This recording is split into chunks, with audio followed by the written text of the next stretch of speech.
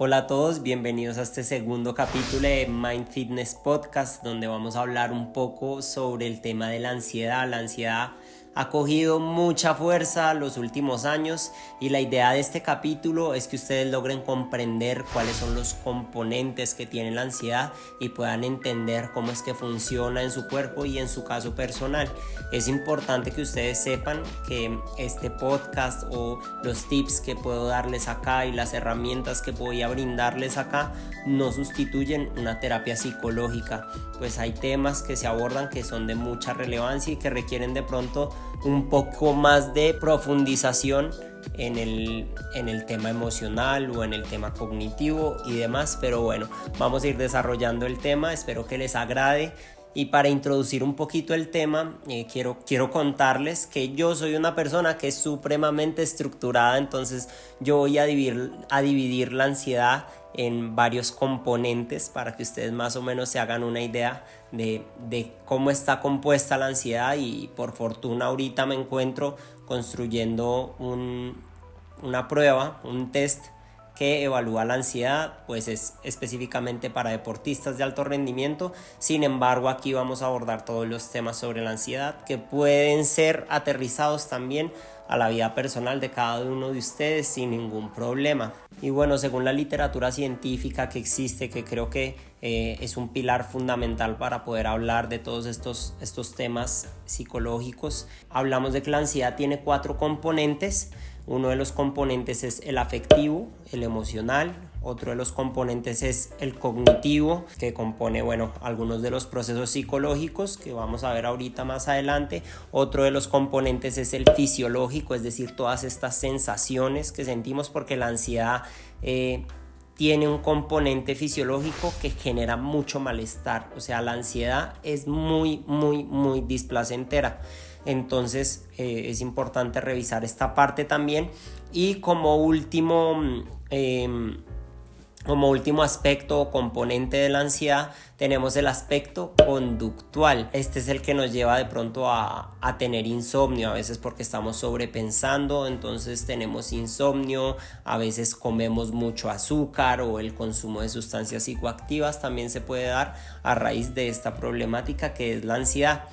Para que ustedes logren comprender la ansiedad, yo elaboré, que este podcast en un orden específico, y en primer lugar vamos a hablar del componente emocional o afectivo. Resulta que según la perspectiva cognitivo y desde la perspectiva conductual, tenemos 6 emociones primarias, que si vieron por ejemplo la película Intensamente, que yo sé que es el cliché de los psicólogos, tenemos en la película solo salen 5, y es el miedo, la alegría, la tristeza, la rabia y el asco.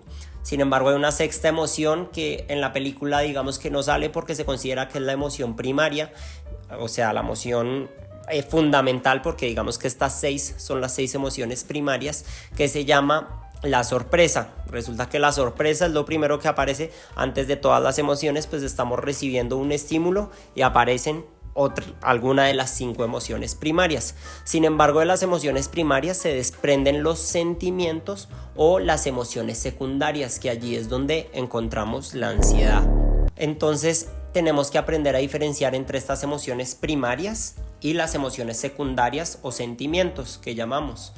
Entonces las emociones primarias en principio son mucho más intensas. ¿Por qué? Porque estamos recibiendo el estímulo y tenemos una respuesta, se podría decir que automática, y nuestro cuerpo también tiene esa respuesta automática, es decir, ahí es donde sentimos todas esas sensaciones físicas que suceden. En cambio, en los sentimientos no es que la sensación física esté con esa intensidad, sino que se presenta con menor intensidad obviamente, y está perpetuada más bien por lo que pensamos al respecto, por la interpretación de lo que va sucediendo que genera la emoción. ¿Listo? Mientras que la emoción es corta y muy intensa, el sentimiento es prolongado pero es mucho menos intenso. Entonces la emoción se desarrolla cuando sucede el hecho. Cuando pasa la situación es que tú sientes la emoción.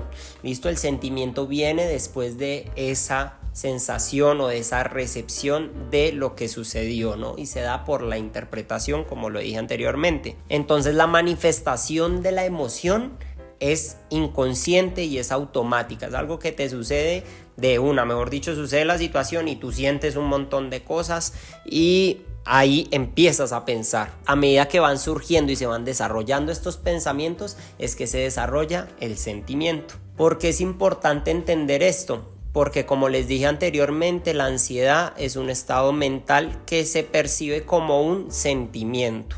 Pero entonces ustedes se preguntarán, ¿cuál es la emoción que antecede a este sentimiento? Entonces la emoción primaria que hay detrás de la ansiedad es el miedo.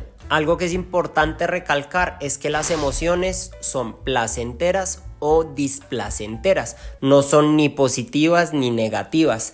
Cada emoción tiene una función, no importa si la función es displacentera y te hace sentir mal, te hace sentir ese malestar que se nombra mucho.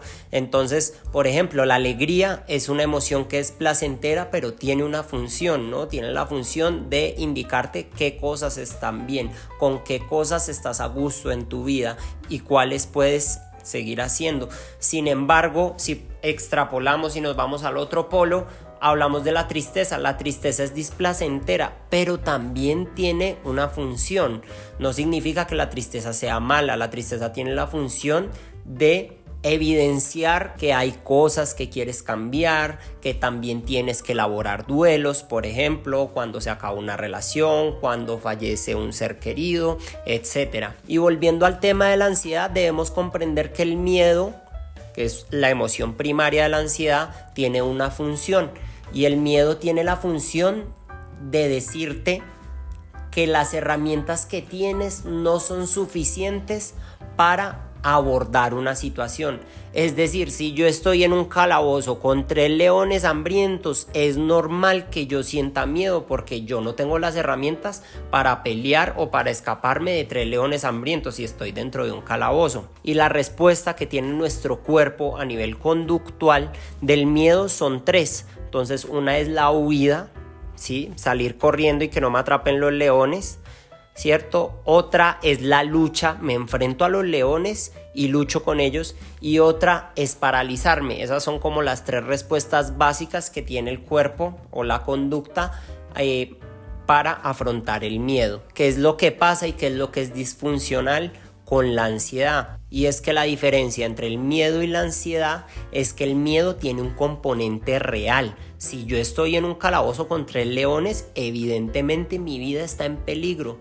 Pero lo que sucede con la ansiedad es que este miedo es imaginario. Entonces está más compuesto de lo que yo pienso que puede pasar, que pueden ser escenarios un poco fatales o negativos donde no hay mucho optimismo al respecto sobre la situación que estamos viviendo. Entonces puede ser que mi jefe me presiona mucho y no quiero abandonar el trabajo porque es que si abandono el trabajo, ¿dónde voy a conseguir un trabajo que me paguen lo mismo? O es que si termino con mi pareja, el miedo a la soledad, me voy a quedar solo toda la vida y nunca voy a conseguir otra pareja. Y así pueden haber muchos ejemplos. Y si te das cuenta en estos ejemplos que te puse, la ansiedad tiene cierta profundidad. Es decir, la ansiedad tiene un trasfondo mucho más profundo. Entonces, por ejemplo, una persona que tiene ansiedad social, el miedo está mucho más arraigado en el qué dirán de mí y esta creencia por qué se ha construido. Entonces hay que profundizar un poco más allá sobre los cuestionamientos y todos esos pensamientos y todas las creencias que elaboramos alrededor de este miedo que podemos sentir. Si se dan cuenta, ya estamos vinculando un poco lo que es la ansiedad a nivel emocional con lo que es la ansiedad a nivel cognitivo, que es el siguiente componente que quiero abordar. ¿Y por qué quiero abordarlo? Porque la ansiedad es necesaria también. Como les dije anteriormente, las emociones al fin y al cabo tienen una función, es decir, son funcionales, no es que sean negativas o positivas. Y la ansiedad también tiene una función. Muchas veces necesitamos estar presionados para alcanzar algún objetivo que queremos en nuestra vida. Y la ansiedad es una mensajera de desequilibrio, de una tensión emocional y de un nivel de estrés que debe ser liberado. Porque si no liberas este estrés que está acumulado, porque al fin y al cabo la ansiedad es esta expresión máxima del estrés, pues en el largo plazo es muy perjudicial para la salud por todo lo que conlleva fisiológicamente, que lo vamos a ver más adelantico. Entonces, volviendo a lo cognitivo, hay varias situaciones que se presentan en la ansiedad y que ustedes identificarán cómo puede suceder en sus vidas, ¿no? Como les digo, todos hemos sentido ansiedad. Yo personalmente creo que la ansiedad es una emoción como base, creo que es la base del sufrimiento del humano, está en la ansiedad, pero bueno, eso es un tema filosófico que no vamos a tocar acá. Sin embargo, quiero identificar algunos de los componentes cognitivos que hay dentro de la ansiedad, porque son para mí súper relevantes y que tenemos que empezar a identificar para poder autoconocernos y hacer algo al respecto. Entonces, uno de estos componentes cognitivos que existen dentro de la ansiedad hace referencia a los autoesquemas. ¿Qué son los autoesquemas? Son todo este conjunto de conceptos que hacen referencia a la autoestima, a la autoeficacia, al autoconcepto, etcétera, etcétera. Entonces, ¿cómo la ansiedad afecta a todos estos conceptos? Pues la afectación es compleja porque distorsiona todos estos conceptos, pues, que son como la autoeficacia, la capacidad que tú crees que tienes para lograr algo. Entonces se distorsiona. Antes tú creías que podías lograr esto, entonces apenas emprendes un proyecto, tú dices, yo quiero hacer esto, quiero lograr estos ingresos o quiero llegar a esto con este emprendimiento. Y la autoeficacia se ve afectada porque se distorsiona. En el momento en el que sientes ansiedad dices, no voy a ser capaz. O cuando estás conociendo a una persona para una relación afectiva, íntima, y te gusta esa persona y sientes ansiedad en algún momento, es como, yo no soy suficiente para esta persona, yo no valgo lo que está buscando esta persona. Entonces la distorsión de estos autoesquemas que llamamos es un componente, es un síntoma claro de la ansiedad a nivel cognitivo. Y otro de los síntomas que quiero tocar y que me parece el más común es el fatalismo. Mejor dicho, todo va a malir sal, ¿no? Como dicen los memes por ahí, ¿no? Pero es como que todo va a salir mal. Entonces es esta sensación de que en cualquier momento todo se puede desmoronar, que todo puede salir lo peor posible o que algo peligroso puede pasar en cualquier momento. Y de pronto, enlazando un poquito este componente cognitivo, lo voy a asociar también a un componente conductual. A muchos de nosotros, al fin y al cabo, no nos gusta pensar este tipo de cosas, o al menos hacernos conscientes de este tipo de cosas, porque son complejas, y a esto le damos solución a través de conductas o comportamientos que sean placenteros para nosotros, ¿no? Es como callar el pensamiento que es displacentero con una actividad que sea placentera, como lo puede ser comer azúcar o comer mucha comida o dormir en exceso o la pornografía, también masturbarse, las sustancias psicoactivas, que son conductas que nos permiten neutralizar un poco este malestar psíquico y fisiológico, físico que sentimos en el cuerpo. Y que conductas pueden ser infinitas. Hay quienes son adictos al deporte, o hay quienes fuman tabaco, o hay quienes toman licor. Hay un montón de conductas que pueden darse en respuesta a la ansiedad y que terminan siendo perjudiciales también para la salud. Entonces, abordando un poco estas actividades placenteras que sentimos para contrarrestar el malestar físico que tenemos, voy a hablarles un poco del componente fisiológico para después poder darles herramientas de afrontamiento ante situaciones de ansiedad. ¿Qué pasa? La ansiedad nos hace sentir muy mal, es una emoción súper displacentera.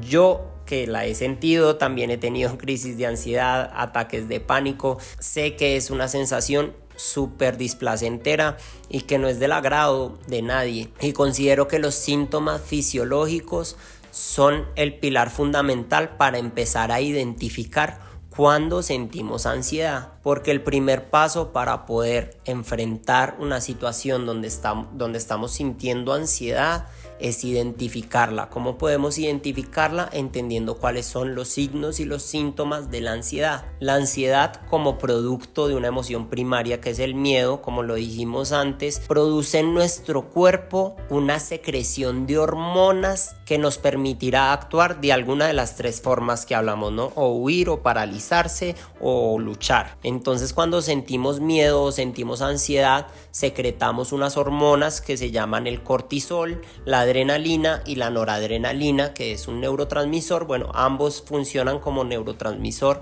y como hormona, pero todo esto es con el fin de afrontar el miedo. Y la secreción de estas hormonas conllevan a un montón de respuestas en nuestro cuerpo, como lo son la taquicardia, es decir, cuando sentimos que nuestro corazón está latiendo muy rápido, la respiración agitada, que se llama taquipnea en el lenguaje técnico, también los temblores, pues la activación del sistema nervioso para poder huir es importante. Puede haber sudoración, dolores de cabeza, sequedad en la boca y hasta puede llegar a la pérdida de conciencia.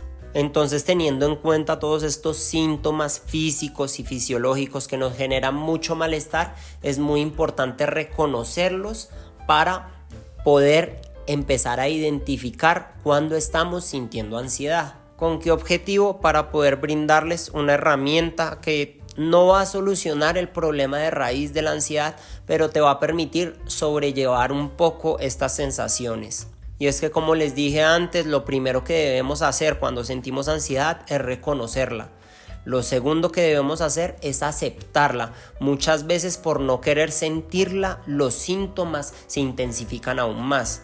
Y cuando esto lo pongas en práctica, te vas a dar cuenta que cuando lo aceptes va a disminuir un poco la sensación de malestar. Evidentemente es muy displacentero, como lo he dicho creo que casi todo el podcast, pero te va a permitir relajarte un poco, porque en cuanto aceptas que tienes ansiedad y dices, tengo ansiedad, la emoción va a bajar un poco. En cuanto logres hacer estas dos cosas, lo tercero que puedes hacer es identificar que el miedo es imaginario. Esto que estás sintiendo no es una amenaza verdaderamente real. Y allí es donde debes traer la mente al presente. Puedes enfocarte un poco en tu respiración o hacer ejercicios táctiles. Puedes tocar, digamos, yo toco aquí este sofá en el que estoy sentado y puedo sentir la sensación en la yema de mis dedos para poder traer mi mente un poco al presente. Pues el síntoma cognitivo de la ansiedad del que hablábamos, que era el fatalismo, imaginar el peor escenario posible,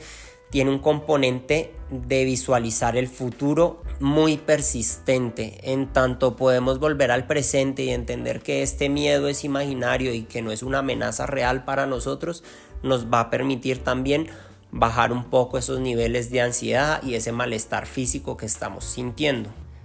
Bueno, resulta que perdí el video porque se me descargó la cámara y creo que son los gajes de los primeros capítulos. Espero que no me vuelva a pasar, pero te invito a terminar de escuchar el podcast en Spotify, Mind Fitness Podcast. Ahí hice una reflexión muy interesante y acabé de desarrollar la herramienta para que puedas afrontar la ansiedad y que no sea de tal malestar para ti. Les mando un abrazo y perdónenme por dejarles el capítulo así sin finalizar aquí en YouTube, pero ya saben que pueden ir a Spotify y lo encuentran completo.